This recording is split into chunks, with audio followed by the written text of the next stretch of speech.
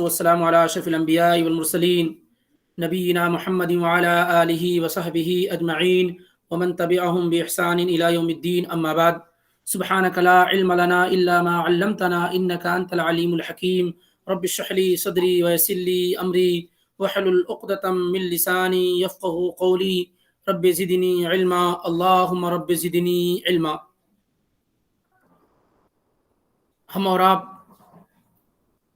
رسول اکرم صلی اللہ علیہ وسلم کے ان جانثاروں، ان فدائیوں اور ان محبت اور ایمان کے متوالوں کے متعلق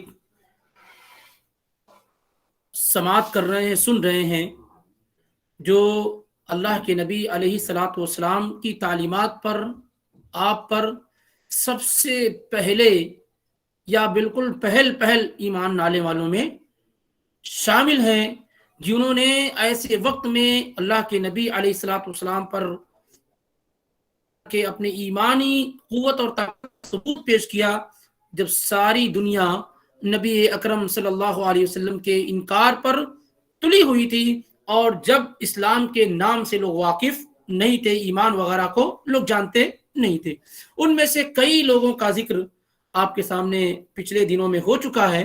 آگے انشاءاللہ رب العالمین کچھ اور چند لوگوں کا ذکر ہو رہا ہے جو شروع میں اسلام میں داخل ہوئے. آئیے دیکھتے ہیں اب تک عورتوں میں جن عورتوں کا ذکر ہوا ہے وہ ام المؤمنین، ہماری اور آپ کی ماں ام المؤمنین خدیجہ رضی اللہ تعالی عنہا کا ذکر ہوا، جو روئے زمین پر سب سے پہلے اللہ کے رسول صلی اللہ علیہ وسلم پر ایمان لانے والی ہیں. آپ کے بعد خاتون میں، عورتوں میں سب سے پہلے جس عورت نے آپ کی دعوت پر لبیک کہا اور جس نے آپ کو نبی اور رسول تسلیم کیا، وہ آپ کی سگی چچی ام الفضل لبابہ بنت حارث الہلالیہ رضی اللہ تعالی عنہا و ارضا ہیں. سب سے پہلے خدیجہ رضی اللہ تعالی عنہا کے بعد جس عورت نے اسلام قبول کیا وہ لبابہ بنت حارث الہلالیہ ہیں، جیسا کہ امام ابن سعد نے اپنی کتاب الطبقات میں ذکر کیا ہے. یہ کون ہیں، ان کو جاننے کے لیے تھوڑا ہمیں توجہ کرنے کی ضرورت ہے. نبی علیہ الصلاۃ والسلام کی ایک زوجہ محترمہ ہیں، آپ کی بیوی ہیں، ہماری اور آپ کی ماں ہیں، میمونہ بنت حارث الہلالیہ. میمونہ بنت حارث الہلالیہ. اور یہ عورت جو سب سے پہلے آپ صلی اللہ علیہ وسلم پر ایمان لانے والی ہیں خدیجہ رضی اللہ تعالیٰ عنہ کے بعد، ان کا نام کیا ہے؟ لبابہ بنت حارث الہلالیہ. اس سے آپ نے اندازہ لگا لیا ہوگا کہ یہ دونوں آپس میں کیا ہیں؟ بہنیں ہیں. یہ دونوں آپس میں کیا ہیں؟ بہنیں ہیں، لبابہ بنت حارث اور میمونہ بنت حارث. تو ام الفضل لبابہ بنت حارث جو ہیں، یہ نبی علیہ الصلوۃ والسلام کی چچی ہیں، عباس بن عبد المطلب کی بیوی ہیں. عباس رضی اللہ تعالیٰ عنہ تو بہت بعد میں اسلام میں داخل ہوئے، لیکن ام الفضل رضی اللہ تعالیٰ عنہ ان لوگوں میں شامل ہیں جو بالکل شروع اسلام میں داخل ہوئیں. تو یہ دو بہنیں ہو گئیں. اس طریقے سے اللہ کے نبی علیہ الصلوۃ والسلام کا دو رشتہ ہوا ام الفضل لبابہ بنت حارث سے. ایک تو یہ کہ یہ آپ کی چچی ہیں اور آپ ان کا بہت احترام کرتے تھے. دوسری یہ کہ یہ نبی علیہ الصلوۃ والسلام کی سالی بھی ہیں، نبی علیہ الصلوۃ والسلام کی سالی بھی ہیں، کیونکہ آپ کی بیوی میمونہ بنت حارث کی یہ بہن ہیں. یہ دونوں کے باپ اور ماں ایک ہی تھیں، میمونہ بنت حارث کے اور لبابہ بنت حارث کے. دو بہنیں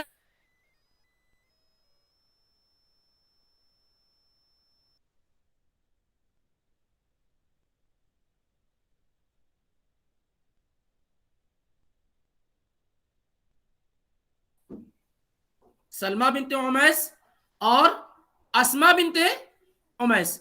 تو چاروں کی مائیں ایک ہیں، لیکن دو کے باپ الگ ہیں اور دو کے باپ الگ ہیں. تو چار بہنیں ایک ماں سے اور دو باپ سے.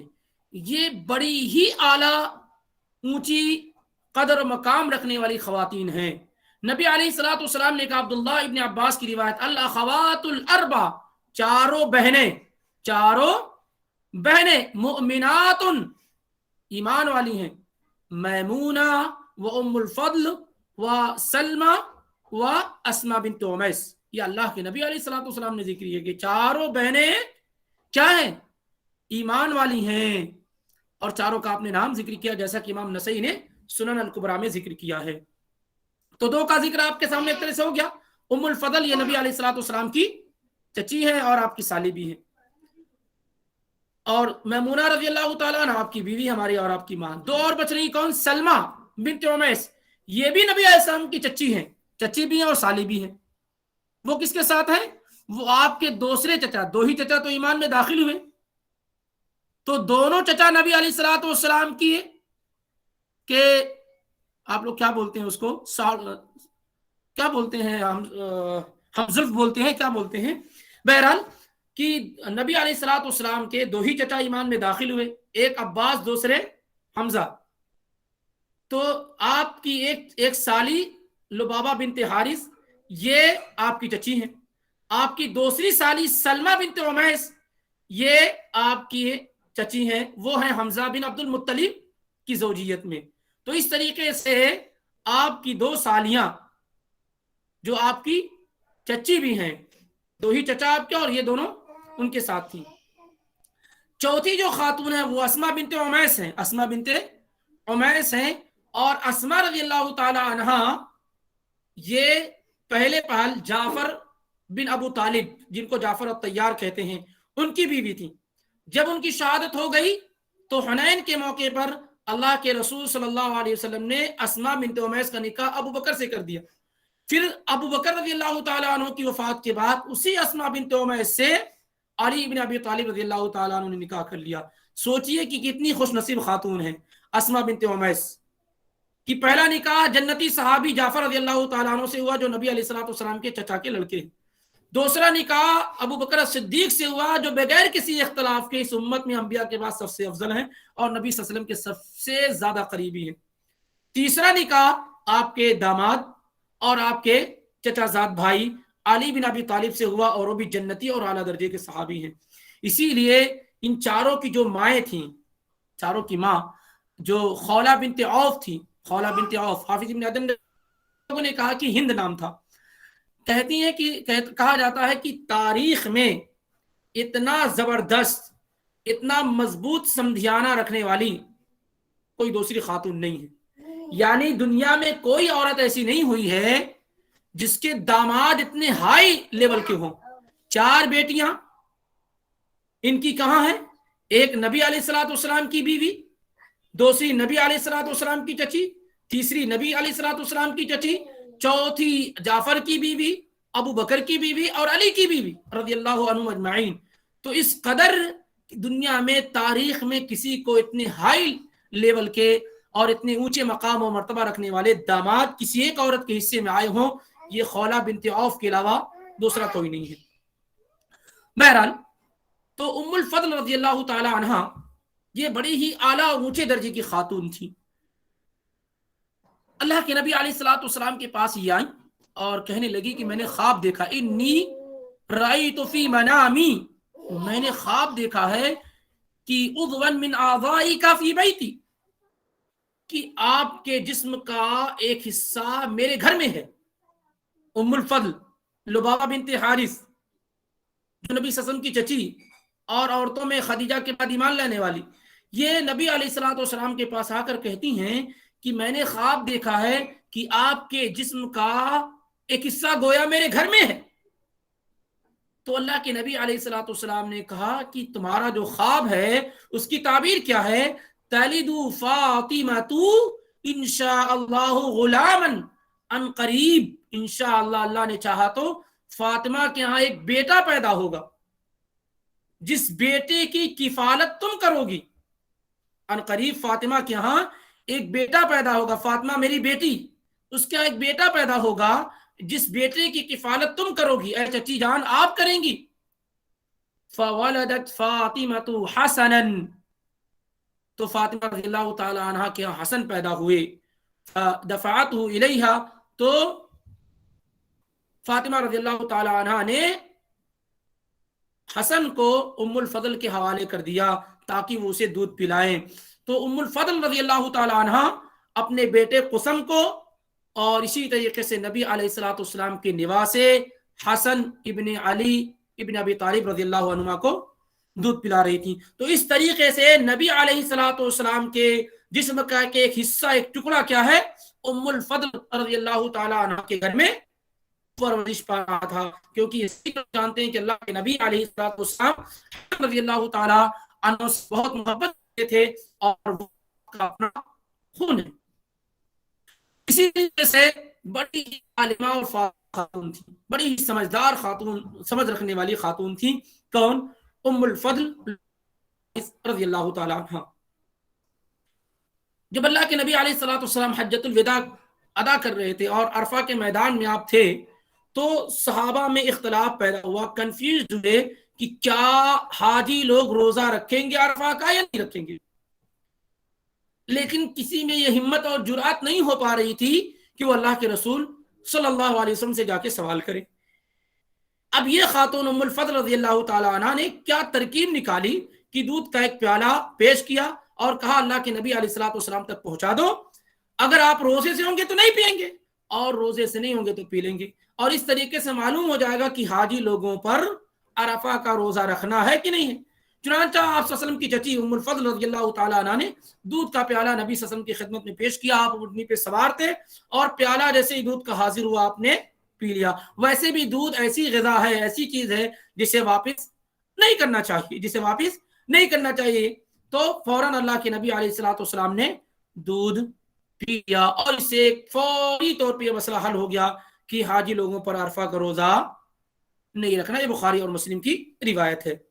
آپ کی وفات ابن حبان رحمہ اللہ فرماتے ہیں کہ ام الفضل رضی اللہ تعالیٰ عنہ کی وفات عثمان بن عفان رضی اللہ تعالیٰ عنہ کے زمانے خلافت میں ہوئی اور عباس بن عبد المطلب جو ان کے شوہر تھے ان سے پہلے ہوئی، ان سے پہلے رضی اللہ عنہ وعنہا وارضا. تو یہ دوسرے نمبر کی خاتون ہیں جو خدیجہ رضی اللہ تعالیٰ عنہ پر ایمان لے آئیں.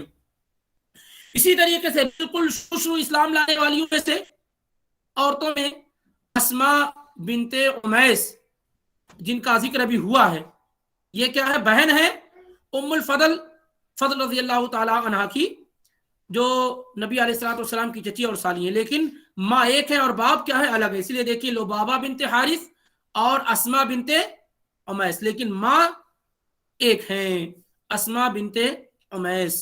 یہ بھی بالکل شروع اسلام میں داخل ہونے والیوں میں سے ہیں. اور جعفر الطیار جو علی رضی اللہ تعالیٰ عنہ کے بڑے بھائی تھے، ان سے نکاح ہوا اسماء بنت امیس کا. اور ہجرت کر کے آپ جانتے ہیں نا، نجاشی کے سامنے جس نے تقریر پیش کی تھی وہ کون تھے؟ اسامہ نجاشی کے سامنے جس نے تقریر پیش کی تھی وہ کون تھے؟ جعفر الطیار رضی اللہ تعالیٰ عنہ تھے. اور کتنی سمجھداری تھی کہ وہی سورہ مریم ہی پڑھی، کیونکہ بادشاہ جو تھا وہ نجاشی نصرانی تھا، تو انہی کی بیوی ہے، یہ انہی کی یہ بیوی ہے اسماء بنت امیس. اور جعفر الطیار رضی اللہ تعالیٰ عنہ جنتی صحابہ میں سے ہیں، نبی علیہ الصلوۃ والسلام کے بہت ہی قریبی تھے. جنگ موتا سن 8 ہجری میں ان کی وفات ہوئی. تو ہجرت کے لیے یہ ایتھوپیا میں تھی، حبشہ میں تھی.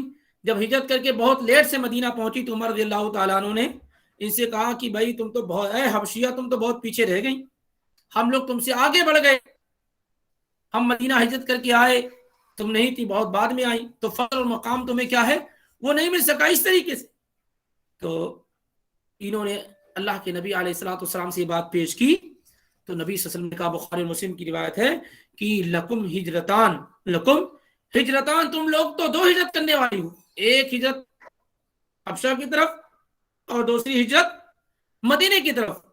اور وللناس ہجرت واحدہ، اور لوگوں نے سے ایک ہجرت کی ہے. تو 2 ہجرت کرنا یہ بڑی فضیلت و مقام و مرتبے کی بات ہے، کیونکہ ہجرت کرنے سے الہجرت تہدیم ما کان قبلہ، ہجرت کرنے سے پچھلے سارے گناہ کیا ہیں؟ معاف ہو جاتے ہیں، پچھلے سارے گناہ معاف ہو جاتے ہیں. تو نبی علیہ الصلوۃ والسلام نے ان کی شان میں یہ بیان کیا. اسی طریقے سے اسماء بنت امیس ان صحابیات میں سے ہیں جن سے عمر بن خطاب رضی اللہ تعالیٰ عنہ جیسے صحابی رسول خواب کی تعبیر پوچھا کرتے تھے. خواب کی تعبیر اسما بنت امیس عمر رضی اللہ تعالیٰ عنہ کیا ہے پوچھا کرتے تھے. اور یہ بھی فضیلت والی بات ہے ان کے لیے کہ آپ دیکھیں کہ اس عورت کا معیار کتنا بلند تھا اور کس قدر اونچے درجے کی خاتون تھی کہ پہلے نکاح ہوا جعفر الطیار سے. جب ان کی شہادت ہو گئی تو ابو بکر صدیق رضی اللہ تعالیٰ عنہ نے نکاح کر لیا. اور ابو بکر صدیق رضی اللہ تعالیٰ عنہ نے جیسا کہ مورخین نے ذکر کیا ہے کہ انہوں نے وصیت کی تھی اپنی وفات کے وقت کہ مجھے غسل اسماء بنت امیس دیں گی جو میری بیوی ہیں. ابو بکر صدیق رضی اللہ تعالیٰ عنہ نے کیا کہا تھا کہ مجھے غسل اسماء بنت امیس دیں گی جو میری بیوی ہیں. اور یہی سب دلائل ہیں جس کی بنیاد پہ کہا جاتا ہے کہ مرد و عورت ایک دوسرے کو غسل دے سکتے ہیں. تو اسماء بنت امیس کی فضیلت میں ایک چیز یہ بھی ہے کہ آپ دیکھیں کہ ابو بکر رضی اللہ تعالیٰ عنہ کس قدر اعتماد کرتے تھے اور انہوں نے کہہ رکھا تھا کہ مجھے غسل اسماء بنت امیس جو میری بیوی ہیں وہ دیں گی. جب اسماء بنت امیس کی جب ابو بکر صدیق رضی اللہ تعالیٰ عنہ کی وفات ہو گئی سن 11 ہجری میں, تو پھر فوراً فاطمہ رضی اللہ تعالیٰ عنہ کی وفات کے بعد علی رضی اللہ تعالیٰ عنہ نے ان سے نکاح کر لیا اسماء بنت امیس سے. یعنی ایک عورت تین عظیم جنتی صحابہ کی بیوی بنی اکیلے تنہا, جعفر الطیار, ابو بکر صدیق اور علی ابن ابی طالب کی. جب وہ جعفر کے ساتھ تھی تو ایک بیٹا پیدا ہوا تھا جس کا نام محمد تھا. جب وہ ابو بکر صدیق رضی اللہ تعالی عنہ کے ساتھ تھی تب بھی ایک بیٹا پیدا ہوا جن کا نام محمد تھا. یعنی جعفر سے جو بیٹا پیدا ہوا وہ بھی محمد, اور ابو بکر رضی اللہ تعالیٰ عنہ سے جو بیٹا پیدا ہوا وہ بھی محمد. کہاں پیدا ہوا آپ جانتے ہیں, شاید اسی آپ کو نام نہ یاد رہا ہو کہ جب اللہ کے نبی علیہ الصلوۃ والسلام حج کرنے کے لیے نکلے, ابھی مدینے کی میقات سب سے قریب ہے مدینے سے, ذوالحلیفہ, وہاں پہنچے ہی تھے کہ اسماء بنت امیس وہ پریگننٹ تھی اور وہیں پر کیا ہے محمد پیدا ہو گئے. محمد بن ابو بکر صدیق رضی اللہ عنہ اجمعین وہ پیدا ہو گئے. تو اللہ کے نبی علیہ الصلوۃ والسلام نے اسماء کو حکم دیا کہ تم غسل کر لو اور حج کوئی مسئلہ نہیں ہے, کوئی مسئلہ نہیں ہے. اب جب علی رضی اللہ تعالیٰ عنہ سے نکاح ہوا اسماء بنت امیس کا, تو ان کے جو جعفر سے نام بھی محمد, ایک بیٹے محمد, دوسرے بیٹے محمد جو ابو بکر سے تھے, تو ان دونوں میں آپس میں کیا ہے مفاخرہ ہونے لگا.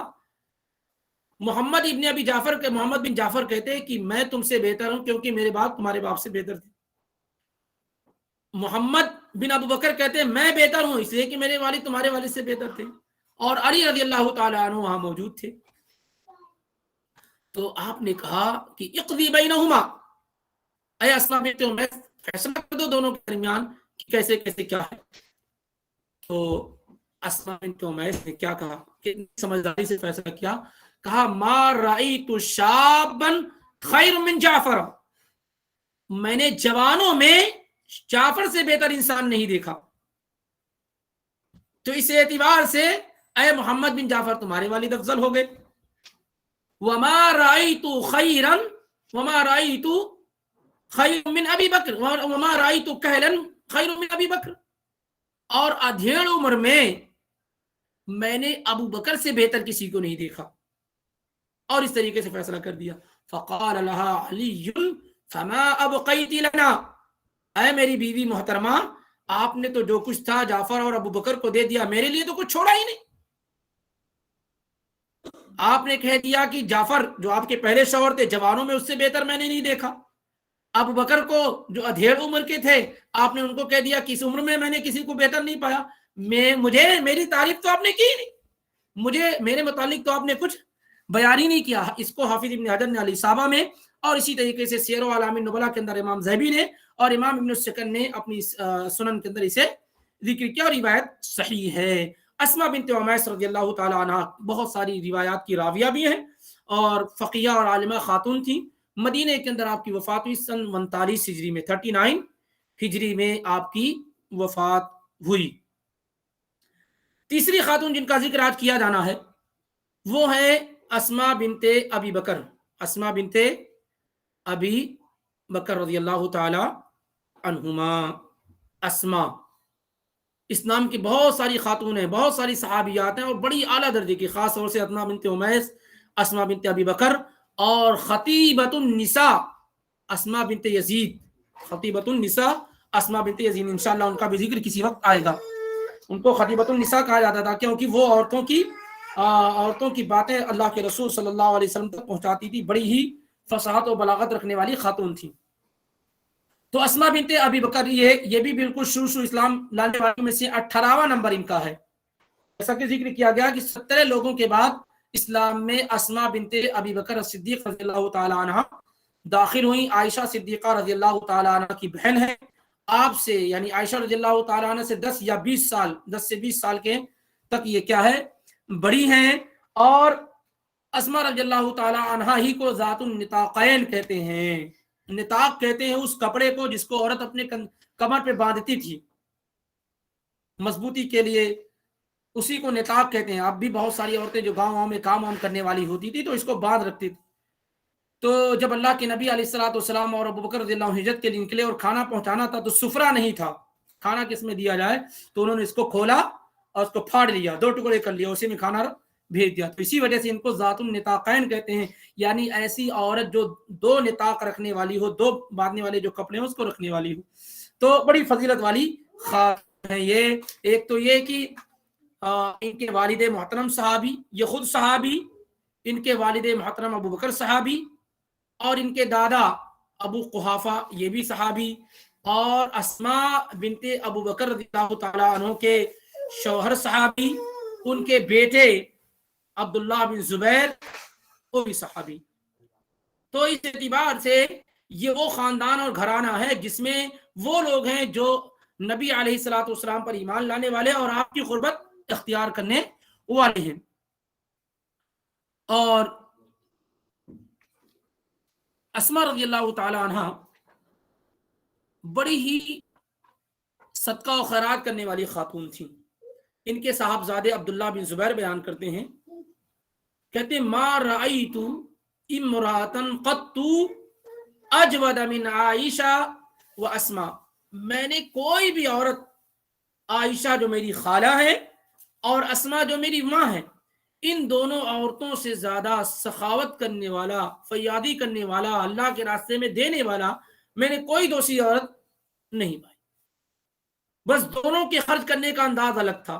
عائشہ رضی اللہ تعالیٰ عنہ اکٹھا کر لیتی تھی پھر لوگوں تک پہنچاتی تھی، وَأَمَّا أَسْمَاء فَكَانَتْ لَا تَدَّخِرُ شَيْئًا لِغَدٍ، اور اسماء بنت ابو بکر کل کے لیے کچھ بھی اکٹھا نہیں رکھتی تھی۔ ایسا نہیں کہ ان کے پاس کل کا راشن ہو، سب وہ کیا ہے صدقہ و خیرات کر دیتی تھیں۔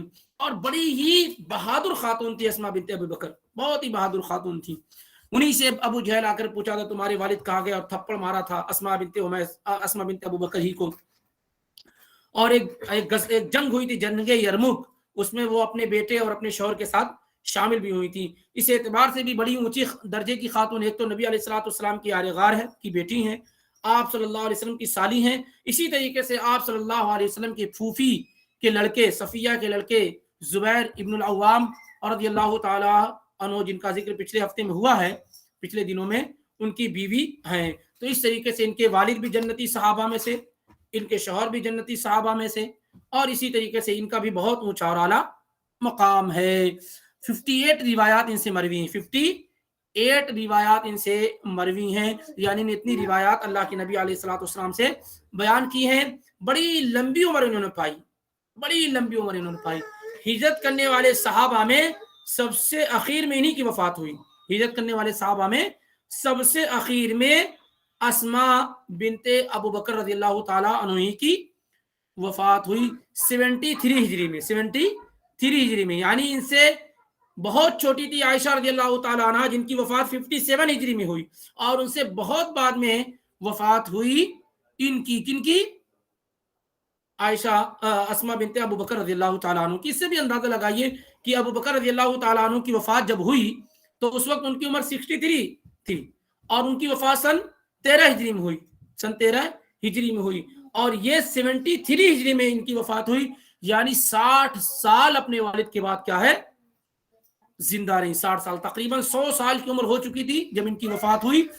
اور दांत एक भी नहीं टूटे थे, अकल में कोई कमी नहीं आई थी, सिर्फ आंखों की रोशनी चली गई थी, चलने फिरने में कोई मसला नहीं था, सब कुछ। बल्कि हज्जाज बिन यूसुफ को जाके ललकारा भी था वफात से चंद दिन पहले, और इनकी जिंदगी ही में अब्दुल्ला बिन जुबैर को कत्ल किया गया था। जब ये मालूम हो गया अब्दुल्ला इब्न जुबैर को कि अब बचने का कोई रास्ता नहीं है, तो अपनी वालदा अस्मा के पास आए और कहा कि वालदे मोहतरमा ऐसी सी बात है, कहा देखो अगर तुम हक के रास्ते पे हो तो तुम्हारी मौत का कोई गम नहीं है, कोई मसला नहीं है, अल्लाह के रास्ते में कुर्बान हो रहे हो, लेकिन अगर तुम गलत रास्ते पे हो तो तुमने खुद को भी नुकसान पहुंचाया और तुम्हारे पीछे बहुत सारे लोग क्या है दूसरों को नुकसान पहुंचाया। बड़ी हिम्मत वाली खातून थी। तो अब्दुल्ला बिन जुबैर रज़ियल्लाहु ताला अन्हु को उनकी जिंदगी ही में कत्ल कर दिया गया हज्जाज बिन यूसुफ के जरिए से। और उसके चंद दिनों के बाद अस्मा बिनते अबू बकर रज़ियल्लाहु ताला अन्हुमा की भी वफात हुई 100 साल की उम्र में, 73 हिजरी में। तो ये 3 खातून का जिक्र हुआ। उम्मुल फद्ल लुबाबा बिनते हारिस जो दूसरे नंबर पर औरतों में इस्लाम लाने वाली हैं, नबी अलैहिस्सलाम की सगी चची और खाला और साली हैं। और दूसरी खातून अस्मा बिनते उमैस हैं जो नबी अलैहिस्सलाम की साली और आपके यार गार और आपके भाइयों की बीवियां रह चुकी हैं। और तीसरी जो अबू बकर सिद्दीक रज़ियल्लाहु ताला अन्हु की बेटी अस्मा बिनते अबू बकर हैं, नबी अलैहिस्सलाम की साली और आयशा रज़ियल्लाहु ताला अन्हा की बहन और आपके भाई की बीवी, भाई मतलब फूफी के लड़के जुबैर इब्न अव्वाम की बीवी हैं। तो ये सब वो हैं जो बिल्कुल अल्लाह के नबी अलैहिस्सलाम से क़ुर्बत रखने वाली और आप सल्लल्लाहु अलैहि वसल्लम पर बिल्कुल शुरू इस्लाम लाने वाली और आप पर ईमान लाने वाली हैं। ये इनका जिक्र हुआ। बाकी कई और लोग हैं जिनका जिक्र इंशाअल्लाह आइंदा दिनों में आपके सामने आएगा। खास तौर से सईद बिन ज़ैद बिन अम्र बिन नुफैल जो उमर बिन खत्ताब रज़ियल्लाहु ताला अन्हु के बहनोई, उनकी बहन फातिमा बिन खत्ताब, इनका जिक्र इंशाअल्लाह।